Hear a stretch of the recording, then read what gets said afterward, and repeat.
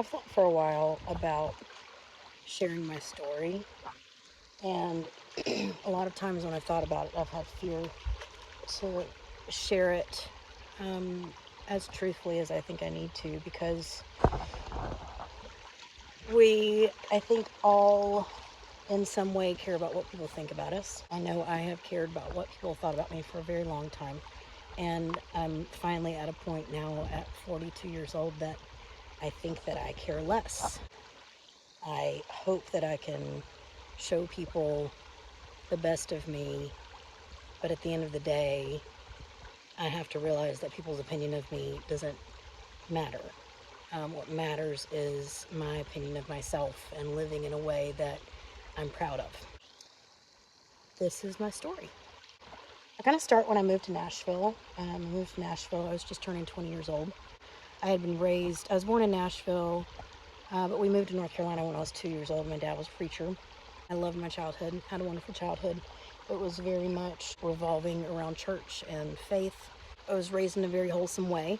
I loved playing outside in the woods and helping outside on projects and, learning to cook and all those things. But I was very sheltered.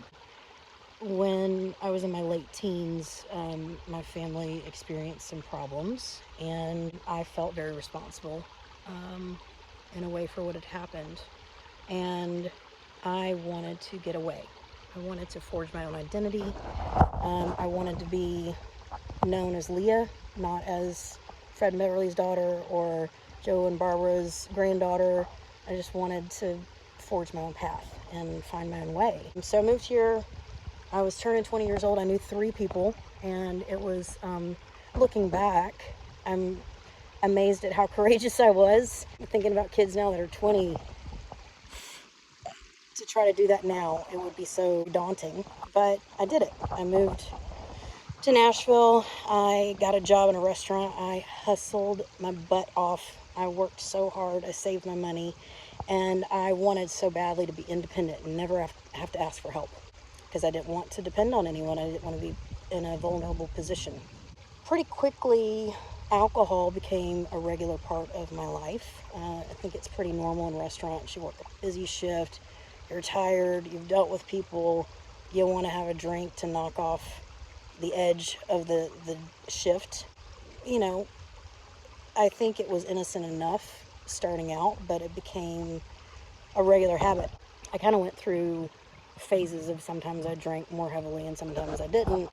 I think towards in my early 30s, I kind of started to have a thought like, this might be a problem. But then I kind of brushed it off because I could justify anything. Like, I work hard. I deserve to have, a drink or 5 after work, sitting at home, not going anywhere. Although we make a lot of decisions. There are plenty of DUIs that I should have gotten in those years. But anyway, when I was in my mid-30s, I got married for a second time, and I got a job that I absolutely loved and worked my heart out again.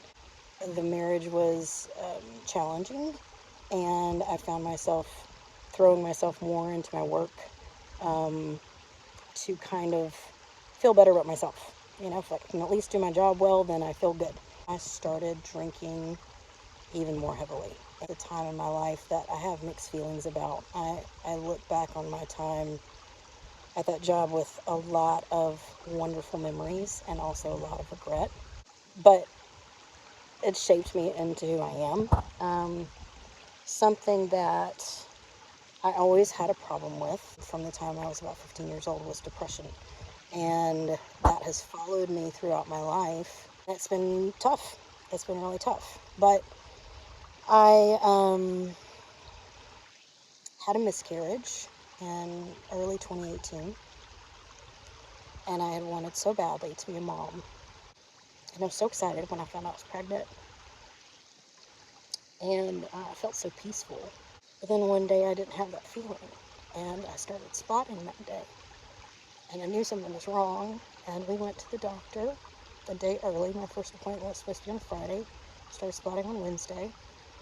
And on Thursday, we went to the doctor and we saw the heartbeat. And she told us that the baby was measuring small. I knew something was wrong, but she said, we're going to think positive until we have a reason not to. I lost my baby that night. It's one of the hardest things that I've ever gone through. It broke my heart, and it was such a pain that I didn't know how to let people into, because it almost seems like a phantom pain, right? You don't have something physically to show people that you've lost, but you know that your baby is gone forever and you'll never get to know them, and you may never get a chance to have a child of your own. And along with my baby being lost, I lost all the dreams and hopes that I had for that little one. Man, did I start drinking, because I could not deal with the pain of that. I didn't know how to deal with it. And thankfully, my ex-husband stepped in at one point and said, "What are you doing? What's going on? You could hurt someone. You know, what is going on? You got to stop this." And I remember feeling so ashamed. That next morning I woke up so ashamed, and I had to sit with that. Shortly after, I watched this movie, A Star is Born, and I was so struck by how much pain one of the characters, Jack, was in. He was in so much pain, and he had such a big heart. But he's hurting so many people around him because he was trying to kill his own pain. And then at my job at the Franklin Theater, we had a premiere of a movie called I Still Believe, and it's the story of Russ Taff and his struggle with alcoholism while being a gospel music singer. And I watched that and I just wept.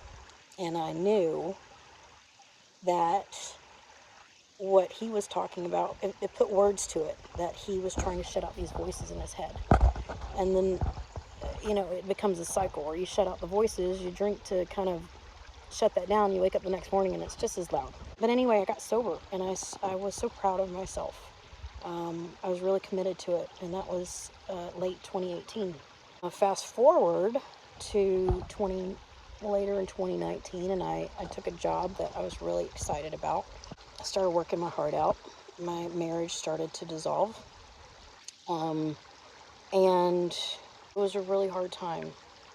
And in 2020, I ended up getting divorced and found this place that has been such a sanctuary for me. And COVID hit. Well, I was so stressed. I was stressed with the job. I was stressed with COVID. Everything was going on. I couldn't control anything. And I was really lonely. And there was a regular who knew that I didn't drink, but made moonshine and brought me some moonshine. I said, "I know you don't drink, but you seem like you've got a handle on this, and here's some that I made." And I thought, I really shouldn't drink it. And then I thought, I haven't had a drink in 2 years. I can handle this, And I sat on my back deck, and I had a glass of moonshine on the rocks, and I had missed that feeling of just, it kind of slowed everything down a little bit. I kind of made a deal with myself. Well, I'm not going to drink like I did before. I know I can handle this. I'm not gonna drink and drive. I'm not going to drink at work. Because yes, I had in the past. And, I won't, who knows? I try to make deals, but it never works. And I kept working my heart out. And COVID continued to be, wow, just one of the most difficult things that I've ever experienced in trying to manage a business and staff and all of that. And then I lost my job in late 2021, and I was devastated, and I felt lost. And looking back, I know that it was a blessing in disguise, because it allowed me the opportunity to go and visit my grandparents in France and my cousins, my aunt and uncle. And I got to spend 3 weeks over there in late 2021, and some precious time with my grandfather. And then he passed away last year, and I treasure that time with him. But I still felt lost, and I came back from France, and it was the winter, and I started going into my regular winter funk, and I just didn't want my life to revolve around a job after I felt so hurt and disappointed, I started focusing more on enjoying life, if you will, having fun, going backroading and motorcycle riding and camping and exploring, but also drinking all the time while I was doing that. And I got a 9 to 5 job after not working for 6 months and trying to piece some things together. And the people there were amazing. Some of the best folks I've ever worked with, but I just wasn't fulfilled in that job. And so, of course, I was, every week living for the weekend. And one weekend, we were working on the property, and uh, it was a pretty day. And had a friend that reached out and wanted to see if we want to go for a ride. And so we went for a ride, went to get something to eat, and we continued to drink. And we had a horrible wreck. My elbow was dislocated, my foot was fractured, my knee was really banged up, um, and I was in a severe amount of pain. I've never been so scared in my life, and I have never been in so much pain in my life. I was angry, I was hurt, um, and I was really focused on my own pain. And I've always struggled with being a grudge holder. Uh, I've always felt like, oh, I try to do right by people and I get taken advantage of and I get hurt and all this kind of stuff. And I've focused on that. And something kind of shifted where I started to realize that I've caused people pain and that I have made a lot of poor choices in my life. When I really started thinking about it, man, did I have to sit with some shame and guilt on that? I think some people that don't know me well might think, oh, she's so sweet and nice, or and some people think that the complete opposite about me. But the ones of you that think, oh, she's so sweet and nice, if you knew all of the some of the terrible choices I've made in my life, you probably would look at me differently. And I had to really acknowledge that and acknowledge my place in my own pain in my life. I just I don't know, I've struggled with being judgmental, about speaking unkindly about people that I feel have hurt me, engaging in gossip, just ugly stuff. And I won't even get into some of the other things that I've done in my life that I like to just leave those where they are. Um, but I had to acknowledge them myself. As I was recovering, I was in bed a lot. I didn't work for about 3 weeks while I was recovering. And I had this dream so vivid, and I don't normally have vivid dreams, but it was in my dream I was repeating the fruits of the Spirit over and over: love, joy, peace, long suffering, gentleness, goodness, faith, meekness. And I couldn't remember the last one: love, joy, peace, long suffering, gentleness, goodness, faith, meekness. And I woke up and I looked up the fruits of the Spirit, and the last one was temperance, which is also self-control. And interestingly enough, that's the one that I've always struggled with. I've turned to things that offer short-term comfort and long-term damage a lot of times. I started realizing that the root of my drinking, of having an issue with the self-control in that area, the root of it, I think, was my insecurities. And when I really started examining that, why did I drink the way that I did? I think it was to drown out the voices in my head. And I had been hearing these voices for a long time in my life. You're not good enough. Um, you're fat. You are a failure. You're not feminine enough. You suck at relationships. You couldn't even carry a child. Um, the world would be better off without you. And that was the voice that came through so loud and clear so many times in my life. And I think the first time I really seriously considered taking my own life was when I was about 17. And I've had that thought several times since then, thankfully, not in a long time. But man, that voice is loud. And mental illness is a thing, let me tell you, but I think I've realized that those voices are liars. Because after the wreck, I was driving one day and I was going for a hike. I was driving to a hike And I started hearing this other voice, and I'd never heard it before. And so the only way I can describe it is that it was God. And I want to tell you that I am not somebody that talks about God a lot. I was raised in church. I very much abandoned my faith as an adult. I'd had a lot of hurt. And I'm just going to tell you right now, I don't have all the answers. I don't claim to. And I think that a spiritual journey is a very personal thing. So I'm never going to preach, but I'm just sharing my story, right? But the voice that I started hearing that day when I was driving said, "You are exactly who I created you to be. I knew exactly how you would turn out. I knew all the choices that you would make.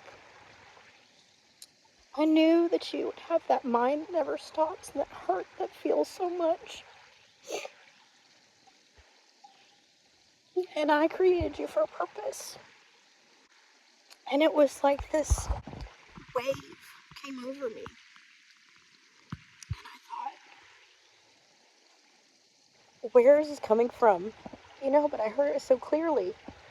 And I felt such peace and joy.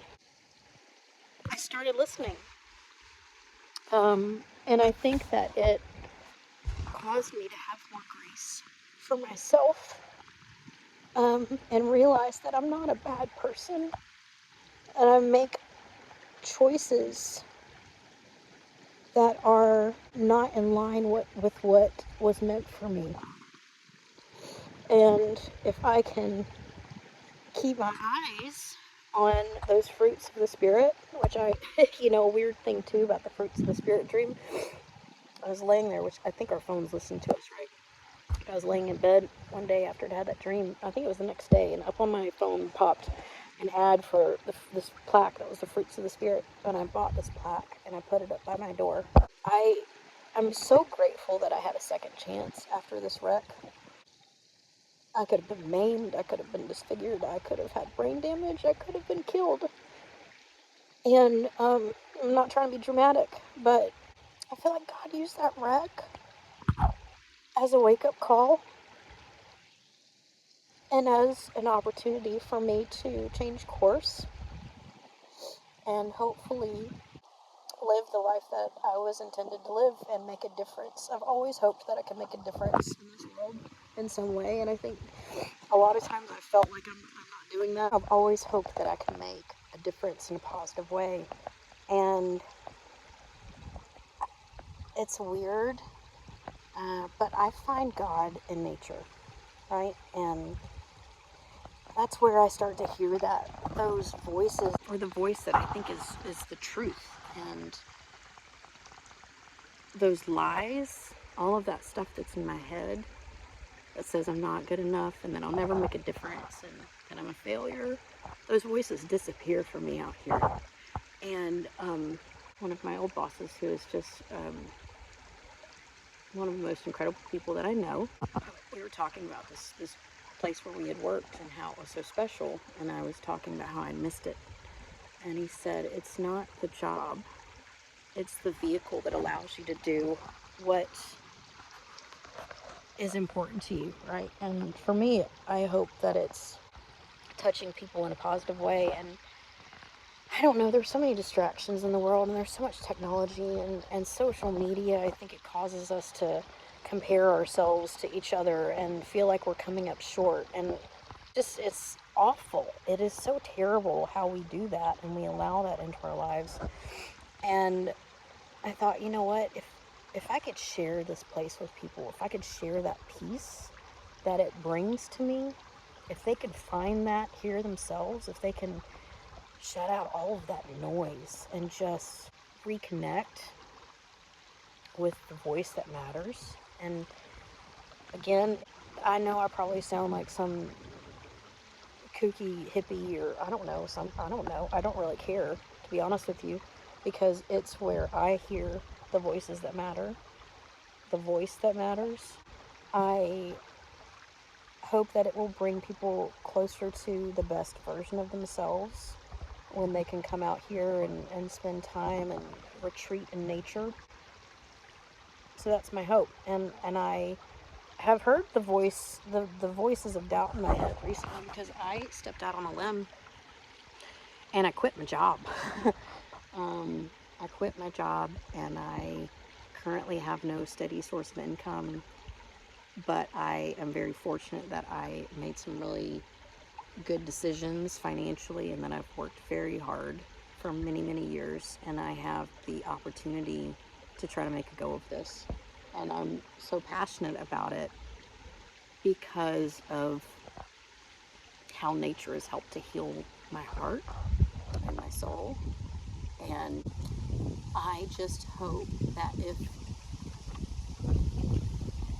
if anything, if you've ever struggled with feeling like you weren't enough, or that you ever thought that you shouldn't be here, just know that that's a lie.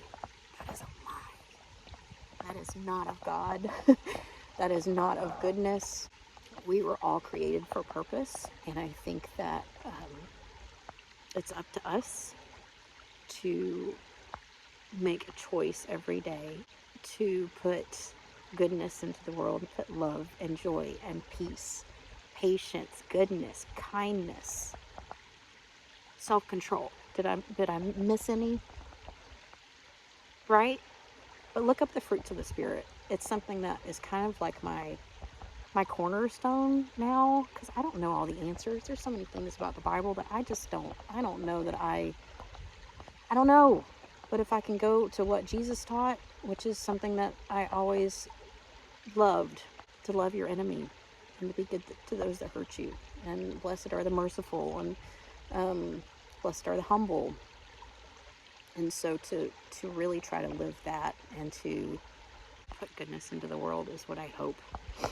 And I hope that me sharing my story will hopefully inspire you in some way.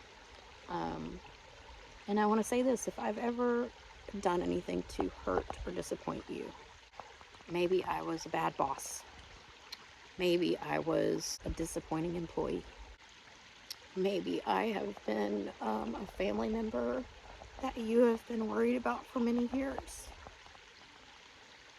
I just want to say thank you for being in my life in some way.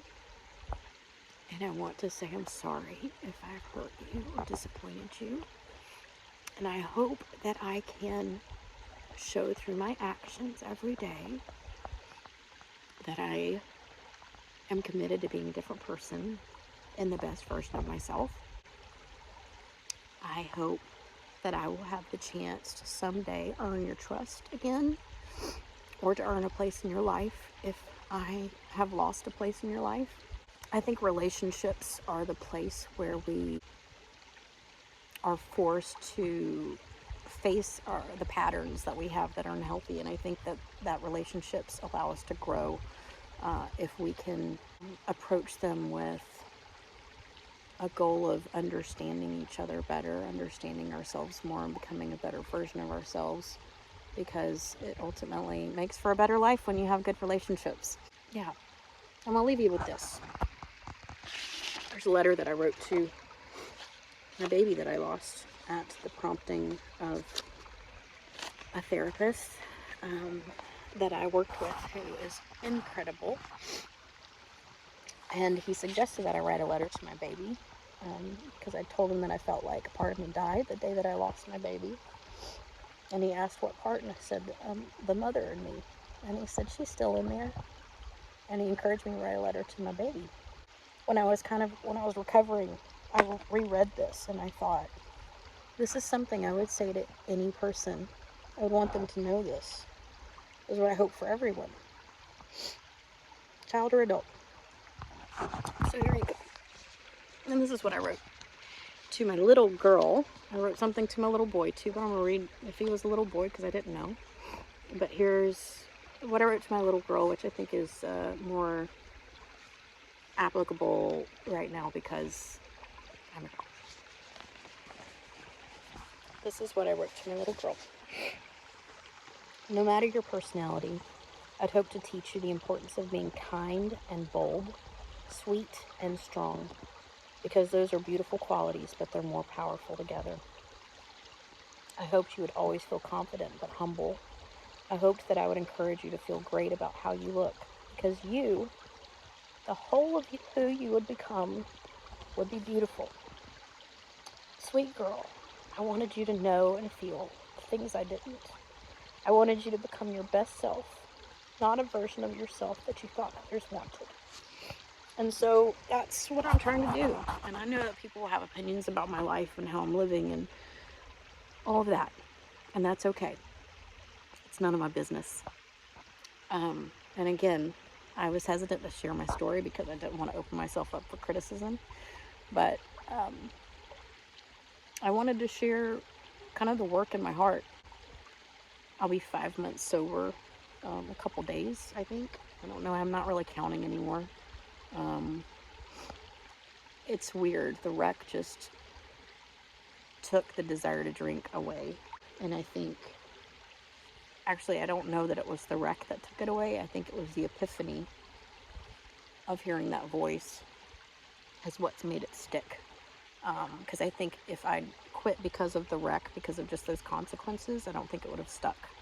But hearing that voice and listening to that voice, that I am good enough, and that I'm perfectly imperfect, it made all the difference in my resolve.